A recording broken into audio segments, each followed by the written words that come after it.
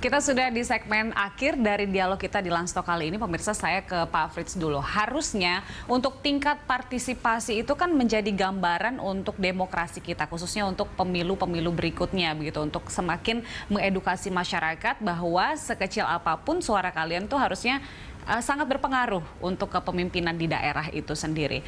Nah, kalau memang nyatanya saat ini turun ya dengan berbagai faktor begitu Pak Frits, ini bagaimana ke depannya untuk demokrasi kita? Artinya tidak begitu mendidik ke depannya. Wah, Mbak, sebenarnya ini salah satu pertanyaan yang paling berat yang saya dapatkan, yang saya paling takut untuk menjawab sebenarnya. Tapi kalau saya melihat begini, Mbak, kan ada satu proses demokrasi, proses pemilu adalah pilihan yang kita telah sepakati, yang kita lakukan dalam rangka untuk proses pemilihan kepemimpinan. Dan juga jangan kita lupakan juga, proses demokrasi juga itu berjalan pada saat seseorang itu menjadi pemimpin, dan bagaimana hubungan antara masyarakat dengan para pemimpinnya. Apakah kemudian pada saat seseorang itu menjadi seorang pemimpin, dia mampu untuk membawa daerahnya menjadi daerah yang lebih baik lagi, sehingga kesejahteraan masyarakat meningkat, keadilan sosial sebagaimana Pancasila ayat pasal kelima itu bisa kita wujudkan.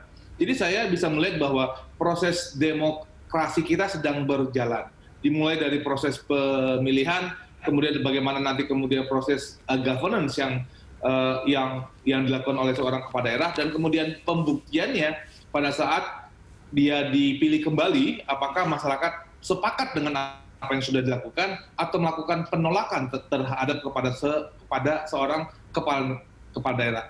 Jadi itu satu kesatuan sistem, Mbak, bahwa pada saat kita sebagai rakyat ikut hadir dalam proses pemilihan, kita juga hadir untuk memberikan masukan kepada para kepala daerah yang sudah terpilih melalui proses pilkada. Jadi ini sebuah proses yang tidak berhenti di antara kita. Ini adalah awal di mana kita menghantarkan seorang pemimpin yang untuk menjadi pemimpin di daerah kita. Tapi kita juga punya peran bagaimana untuk tingkat partisipatif untuk ke depan itu masyarakat bisa ikut andil dalam proses politik yang ada di masing-masing daerah. Iya. Apa sih yang harus diperbaiki pada pilkada tahun ini, khususnya Pak Frits, supaya ke depannya masyarakat itu bisa semakin menyadari untuk pemilu berikutnya mudah-mudahan sudah tidak ada pandemi. Artinya memang wajib naik kembali untuk partisipasi pemilih. Ini juga satu pertanyaan berat juga, Mbak, karena bisa melihat begini. Karena masyarakat kan kita harus tahu bahwa masyarakat itu punya voice. Dia tahu kira-kira ini orang mewakili saya atau tidak. Apakah ini seorang pemimpin yang lahir dari daerah atau yang tiba-tiba di-drop dari pusat misalnya.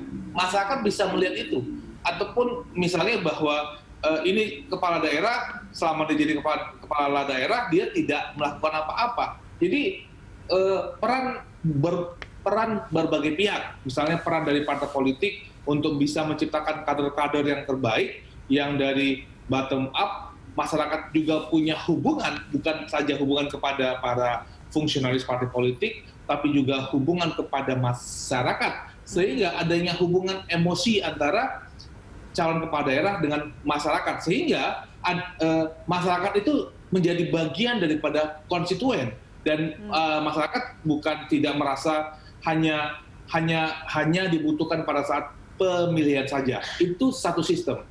Yang satu hal perlu diperbaiki. Dan yang kedua, kita bisa melihat bahwa ini kan bukan pilkada yang sekali yang kita lakukan, Mbak. Kita pilkada serentak sejak tahun 2015.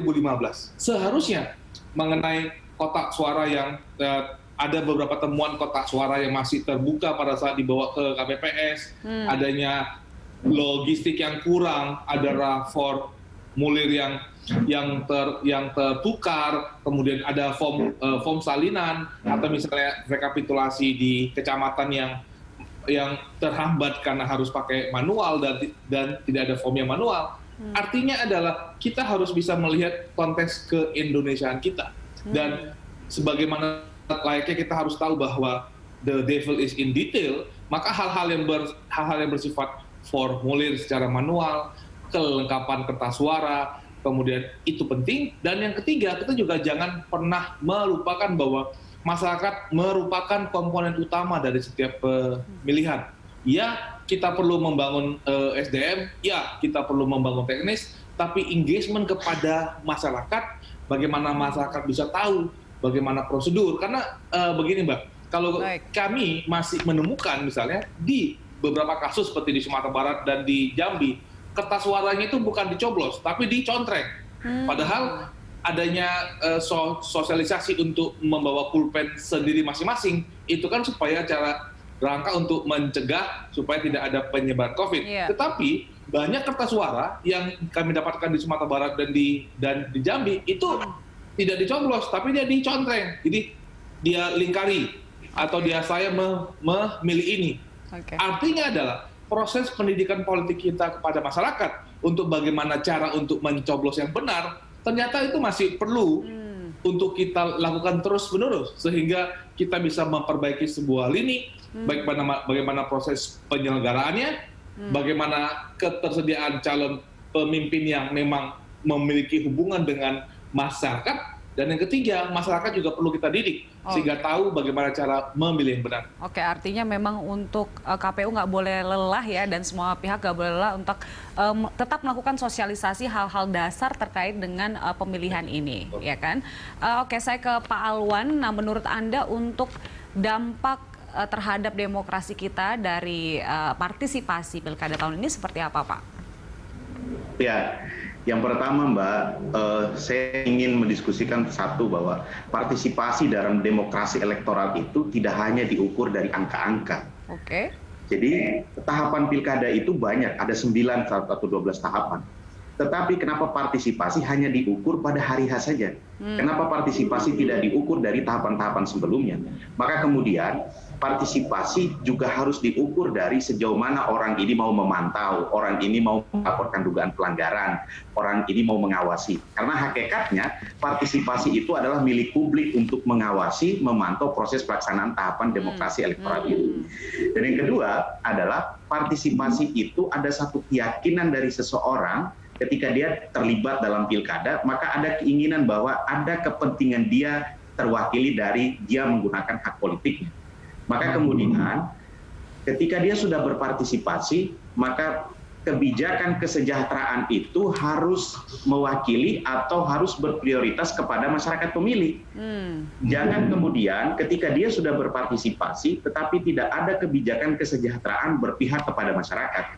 Maka kemudian ada satu fenomena di mana masyarakat tidak mau datang ke TPS, itu juga akibat dari kebijakan kesejahteraan itu tidak berpihak kepada masyarakat. Karena kebijakan kesejahteraan berdampak kepada sikap dan perilaku politik masyarakat. Jadi kalau petahana dia kalah, maka itu bisa kita katakan bahwa kebijakan kesejahteraan dia tidak berpihak kepada masyarakat, maka berdampak kepada perilaku dan sikap politik masyarakat itu tidak mau memilih dia lagi.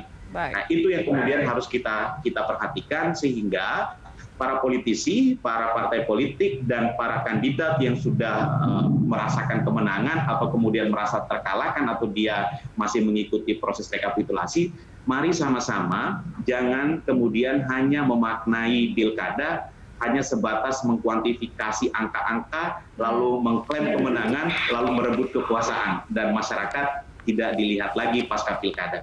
Karena tren selama ini masyarakat pemilih didatangi ketika mesin partai bekerja, ketika mendekati pilkada, dan ketika mendekati pemilu. Setelah dari situ masyarakat dilupakan, sehingga kita capek-capek bicara partisipasi.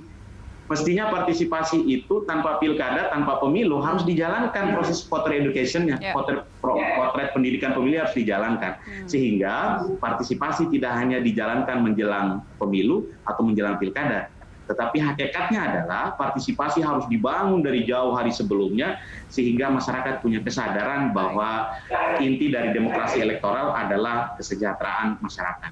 Kita harapkan masyarakat berpartisipasi hingga nanti pengumuman dan bahkan mengawasi nih apa yang dilakukan oleh si calon terpilih nanti ya. Pak Frits, kita akan membantu nih dari Bawaslu untuk tetap mengawasi ini. Pak Alwan juga. Ya, baik Mbak. Baik, Pak Alwan, Pak Frits, terima kasih telah bergabung bersama kami siang hari ini.